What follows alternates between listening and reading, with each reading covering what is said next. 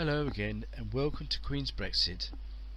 My name is Thomas Darwood and this is Plan 4. It is the most contentious of all my ideas. It promotes the constitutional conclusion to the hereditary monarchy and how it can inspire Brexit. Britain's place in the world is encrypted in the Queen's 21st birthday speech to inspire our future relationship with the European Union to alter the withdrawal agreement before a successful Brexit.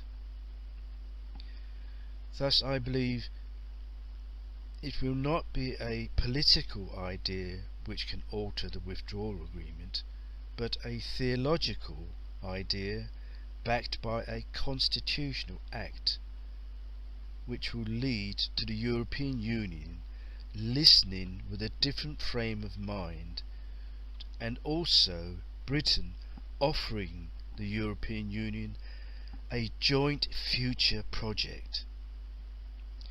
Brexit at the moment is what Britain wants for the future out of Europe.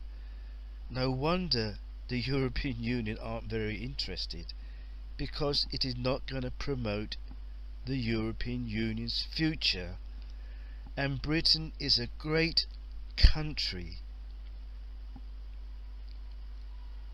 immensely empowered with ideas that can help other nations, and there's no greater nations on earth that I can see than the European Union. They deserve immense respect, and the figure to offer respect to the European Union is the Queen. This is how I believe the Queen will have made the most profound direction of travel to the nation regarding Brexit. Her Majesty the Queen, as we all know, has never and will never make any comment, political or otherwise, in her duty to the Crown. However, the Queen has achieved a wise and astute proclamation of what her life is dedicated to achieve as her legacy, whether it be long or short, a nobility encrypted in her 21st birthday speech made in Cape Town, South Africa.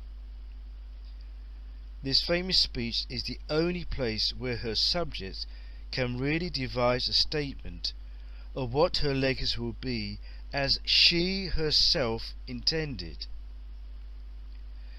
This ensures Princess Elizabeth, as both Princess and Queen, to be true to self, and wise to declare her allegiance to the nation, proclaimed when it was meet and right, and her bounden duty so to do, before she acceded to the throne. The humility in not actively seeking to accede to the throne of England, yet wise to procure the sentiments of a monarch with a strength of character and mind to anticipate what her legacy will achieve. This lineage to high office is reflected in the biblical Joseph and the true 21st century Joseph 77, when both held experiences which anticipated their accession to high office without seeking for it. What occasioned their elevation to prominence were the juxtaposition of traumatic events in Providence, which laid a hand directly upon their character to evade the same. In the biblical narrative, it was the trauma of Pharaoh's 2 dreams. To a 21st century Joseph, is this the trauma of Brexit? The Queen's 21st birthday speech has laid a charter which has the capacity to evade the trauma of Brexit, which is encrypted in this speech, and allude to Shakespeare's rhetoric, or, as I believe, Edward de Vere, the true authorship of the Shakespeare canon. time's glory is to calm contending kings, and uncloak falsehood, and bring truth to light. A legacy as in Baroness Margaret Thatcher was achieved not at the point of death, but 20 years in her case before her death. With monarchs it is the custom constitutionally for sovereign's legacy to be determined after the sovereign's reign at the point of death. However, where a monarch has made a proclamation before acceding to the throne, as in the Queen's case, to be true to self is to be true to that proclamation. Where it can be clearly discerned that such a proclamation is the answer to evade the trauma of Brexit, then the legacy of such a reign will call upon its constitutional conclusion.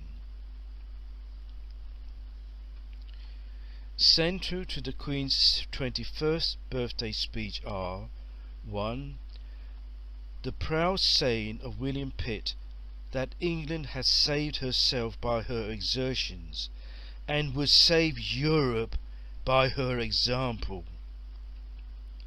This, I believe, alludes to getting Parliament to endorse the withdrawal agreement to implement Brexit by her exertions, and would save Europe by her example by implementing the second part of this wonderful speech.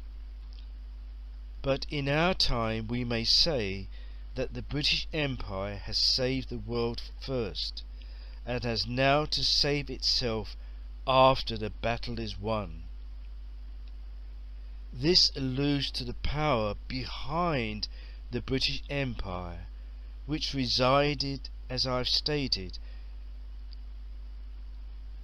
in the gift of comprehension to service the call to duty, which is Christianity's conclusive message, which calls upon the Queen's supreme act of duty in the constitutional conclusion to the hereditary monarchy to endorse the validity of Christianity's conclusive message, which is the flood behind to empower a successful Brexit. This constitutional act will have the power to turn the trauma of Brexit into immense fortune. It will also circumvent every British monarch to calm contending kings, uncloak falsehood, and bring truth to light. Regarding uncloaking 90% of the Christian message, which is the power to sustain the future relationship between Britain and the European Union, and both to the United States of America.